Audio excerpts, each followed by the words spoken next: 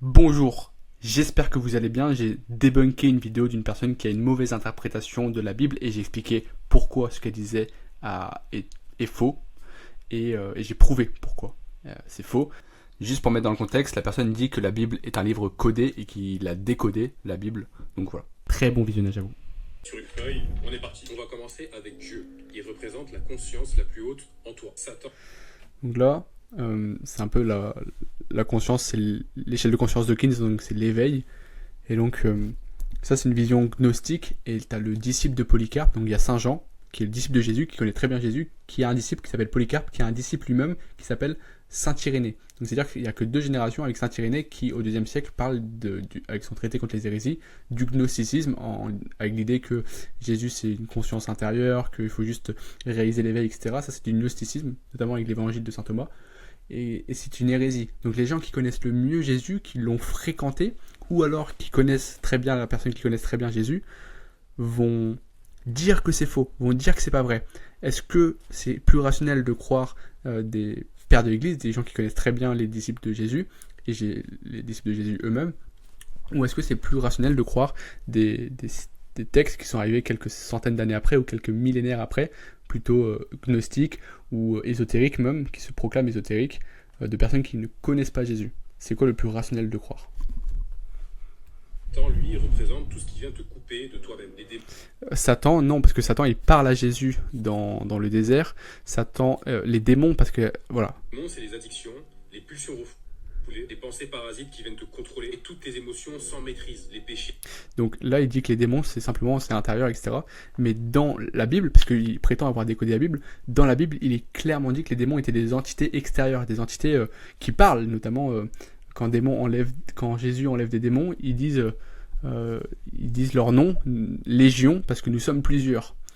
Donc voilà, et donc les gens, et même aujourd'hui, c'est une preuve aujourd'hui, parce qu'il y a vraiment, j'ai fait une vidéo sur en quoi le catholicisme était une preuve, enfin l'exorcisme était une preuve du catholicisme. Les démons existent vraiment, c'est vraiment des entités qui viennent dans les corps. C'est le plus tenable avec ma vidéo, bref, elle est plus longue ma vidéo. Donc les démons, c'est vraiment des entités, parce que dans la Bible, ils disent que c'est des entités. Et là, il prétend avoir. Pourquoi j'utilise que la Bible? Parce que lui, il prétend avoir décodé la Bible, mais enfin, je critique pas la personne, je critique les idées. Il prétend avoir décodé la Bible, mais dans cette même Bible-là, il est clairement dit que c'est des entités séparées, qui ont des noms, qui parlent, qui tentent, et c'est pas seulement intérieur, mais c'est extérieur, parce que Jésus enlève les démons en son nom, et les gens sont changés. Donc il n'enlève pas les addictions des gens. Enfin, dans les évangiles, vous allez clairement voir que Jésus n'enlève pas seulement des addictions.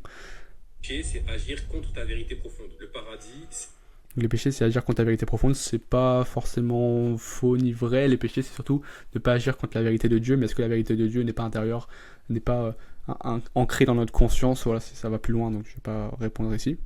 c'est un état d'alignement intérieur. Donc, très intéressant. Le paradis est un état d'alignement intérieur. Non, parce que Jésus va clairement dire qu'il y a un paradis éternel après la mort et que c'est pas seulement une question de résurrection. Donc cette même Bible-là va dire éloignez-vous, démons, et allez dans le feu éternel qui est prévu pour le diable et ses anges. Et donc il parle clairement d'un démon, d'un paradis éternel et d'un enfer éternel, non seulement sur terre, oui on peut être plus heureux avec Dieu, etc., même s'il y a des difficultés même quand on est chrétien, mais il parle clairement, je vais prendre des versets je pense. Donc voici les versets qui prouvent qu'il y a un paradis et un enfer éternel après la mort. Jésus fait un discours, et ceux-ci iront au châtiment éternel, mais jusqu'à la vie éternelle. Le même sort, le mot grec alignon, éternel, est utilisé pour les deux, pour le paradis éternel et pour l'enfer éternel.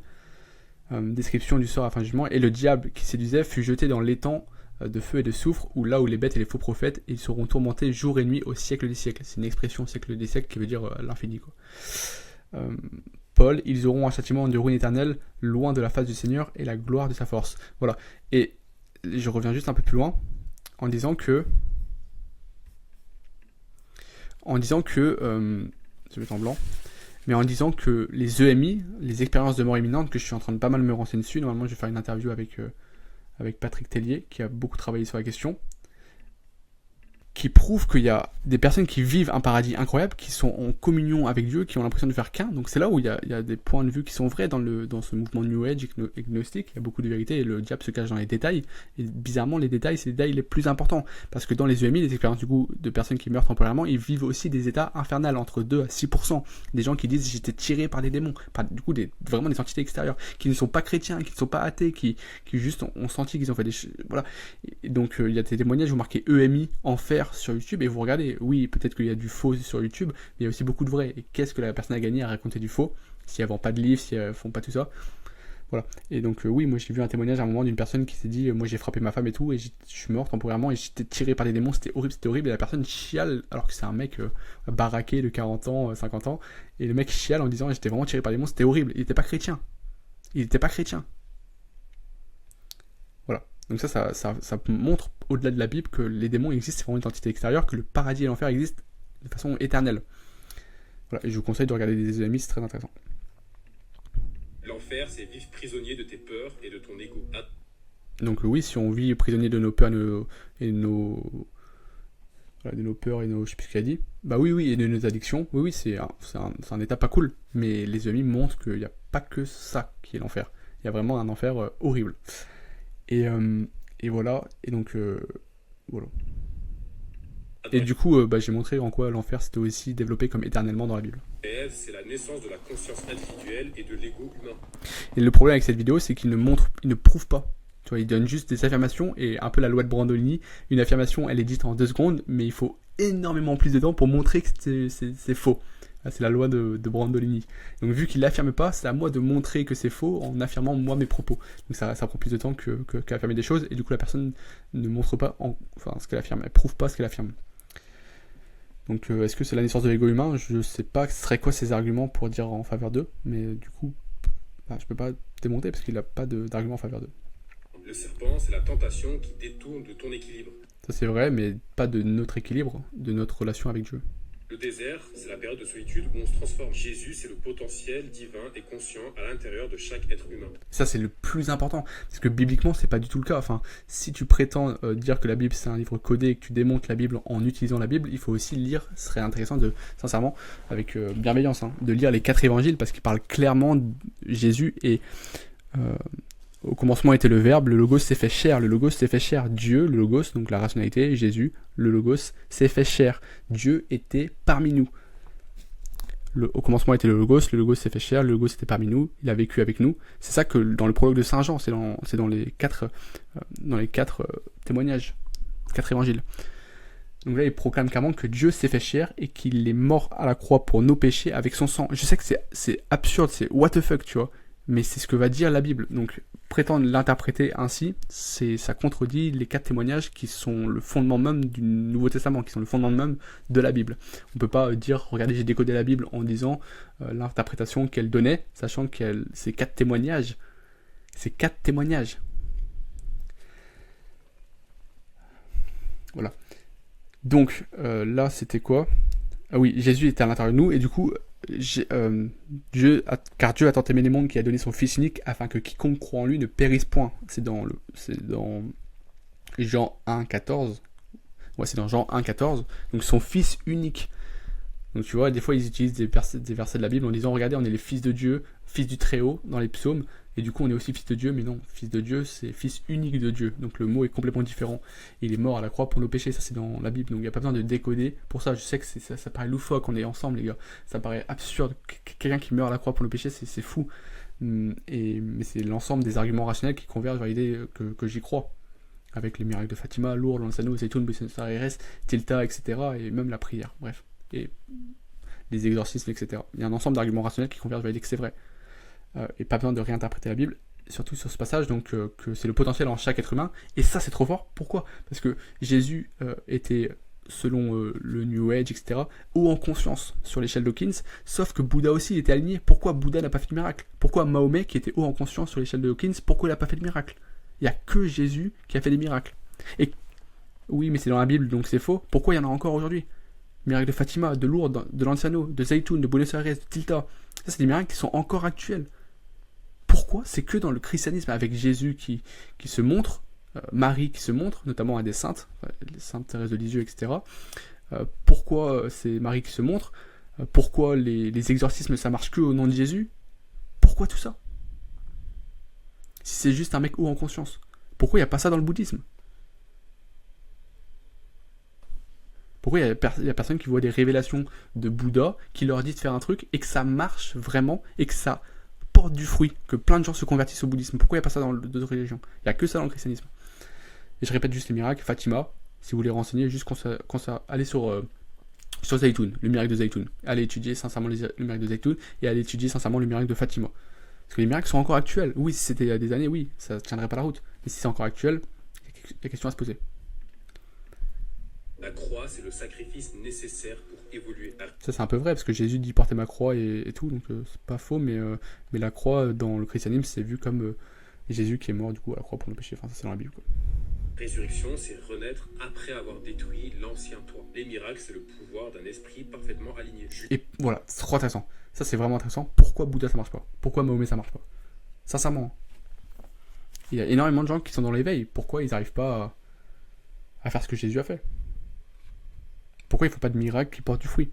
De miracles, genre de vrais miracles, comme Fatima.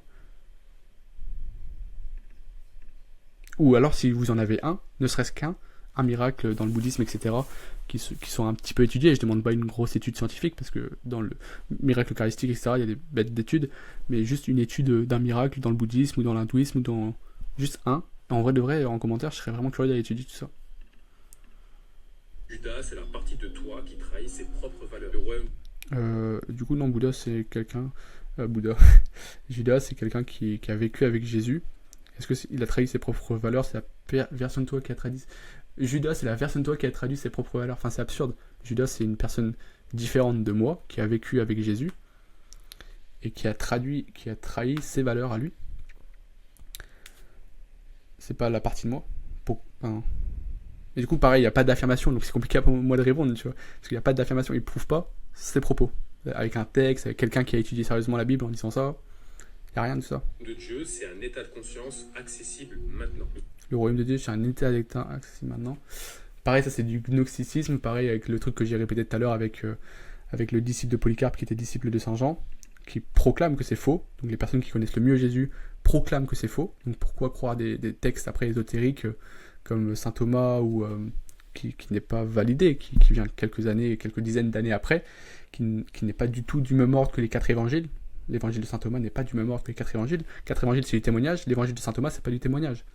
C'est des paroles potentielles de Jésus, et il n'y a pas du tout la vie et autres. Donc c'est pas j'ai vu Jésus faire ça. Donc on n'est pas du même registre. Et c'est ce que j'ai dit. J'ai fait une vidéo comme ça. Est-ce que pour vous c'est plus rationnel de croire l'évangile de Saint Thomas qui arrive quelques dizaines d'années après au minimum, parce qu'il est entre 130 et 190, alors que les 4 évangiles sont entre 50 et 90. Donc qu'est-ce qui est le plus rationnel de croire? 4 évangiles qui bizarrement se concordent, alors que c'est pas écrit à la même année, se concordent, ou croire un évangile qui arrive des dizaines d'années, voire des centaines d'années après, qui contredit sur certains points les 4 évangiles. Par exemple, vous êtes dans un tribunal, qui vous croyez? 4 personnes qui racontent à peu près la même chose, même s'il y a des petits détails qui sont différents, ou est-ce que vous croyez quelqu'un qui arrive des années après sur les lieux du crime en disant moi j'ai vu ça, qui vous croyez en étant rationnel avec vous-même, tu vois? Le salut, c'est retrouver qui tu étais avant tout le conditionnement. Ça c'est full gnostique, pareil, les EMI contrediraient ça, la Bible contredit ça aussi. Enfin, en vrai, j'ai pas besoin de montrer que la Bible contredit le salut, Saint Jean en parle très très bien dans certains passages, mais je vais quand même en citer. Un passage très intéressant, car c'est Paul qui a écrit ça aux Éphésiens. Les Éphésiens, c'est un peuple, du coup. Paul, il écrit ça, il connaît très bien Jésus, et il écrit ça à un peuple, car c'est par la grâce que vous êtes sauvés, par le moyen de la foi, et cela ne vient pas de vous, c'est le don de Dieu. Mais what the fuck, genre? Ce verset contredit explicitement le gnosticisme. Et là, pareil, je suis rationnel, je crois plutôt 4 évangiles qui se concordent, plutôt qu'un évangile de Saint Thomas qui arrive après, qui contredit sur le point le plus important, le salut. Et vous aussi, je pense que plus rationnellement, c'est de croire à 4 personnes qui racontent la même chose des années avant, plutôt qu'un texte qui arrive après, avec l'exemple que je vous ai donné en étant avocat ou juge. Donc voilà. Donc, il prétend, je critique pas la personne, je critique les pensées, mais les arguments, mais du coup là ça contredit clairement ce qu'il vient de dire dans le passage. Pas besoin de décoder. C'est noir sur blanc comme on dit. Prière, c'est diriger profondément son attention et son énergie. Le Saint. La prière, oui, mais dans tous les psaumes, enfin toute la Bible littéralement dit clairement de prier le Nouveau Testament dans le nom de Jésus. Et en mon nom, priez en mon nom et vous ferez les œuvres que j'ai faites et vous en ferez de plus grandes aussi. Et voilà, donc tout le Nouveau Testament c'est prier dans le nom de Jésus. Pourquoi dans le nom de Jésus? Qui est ce mec, tu vois? C'est pas juste un chemin, il dit je suis le chemin. What the fuck, c'est vraiment étudier cette personne là parce que s'il a ressuscité, il est incomparable à Bouddha, etc. C'est vraiment l'interprétation que j'ai eue. Et que je me dis, en vrai s'il a ressuscité et que c'est pas symbolique, c'est vraiment physique, ouais, c'est pas comparable à Bouddha, Mahomet. Ouais. Et donc c'est pas juste un mec haut en conscience. Et qu'est-ce que je viens de dire? Je sais plus ce que je viens de dire. Saint-Esprit, c'est l'intuition pure qui guide intérieurement et les... Ça c'est un peu vrai, mais en même temps c'est aussi une entité séparée de nous. Il est vu comme une personne de la troisième, enfin une personne de la Trinité. Entité qui parle, tu vois, qui donne des indications, qui dit quand Jésus se fait baptiser, qui dit celui-ci est mon fils bien-aimé, en qui j'ai mis toute mon affection. Donc le Saint-Esprit parle vraiment, tu vois. Ça pareil, c'est dans la Bible, c'est vu comme une personne séparée. Les anges, c'est les forces qui t'élèvent vers une meilleure version de toi. Si t'as aimé cette vidéo... Voilà, et les anges, après ça c'est l'interprétation personnelle, parce que moi j'ai des amis qui ont déjà vu des anges, quand ils prient en langue, etc. Donc ça je peux pas prouver, enfin avec la Bible c'est pareil, dans la Bible les démons et les anges c'est vraiment des entités séparées, mais je peux pas prouver hors de la Bible que c'est vrai. J'ai jamais vu de vidéos d'anges et autres, si ce n'est que j'ai des amis qui ont vu des anges. Voilà. Mais même des personnes qui font de l'imitation, des breastwork ou des champis, ils voient des anges et autres, donc je sais pas pourquoi c'est vu comme pas des entités supérieures mais des entités intérieures à nous. Je trouve ça curieux. Excellente journée à vous, plein d'amour.